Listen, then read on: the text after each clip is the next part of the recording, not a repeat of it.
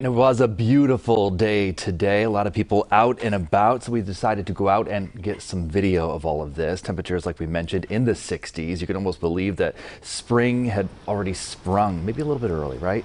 22 News spoke with some people who were enjoying the winter warmth, soaking in the sun while we still have it. We're just hanging out and feeding some ducks and enjoying the nice weather. I'm a little sad because I want warm weather because I want to go for more trail runs, but the snow kind of puts a damper on that. I think I'm with her. It's not a bad idea to savor this warmer weather because you just heard from Brian, of course, that the snow is on the way.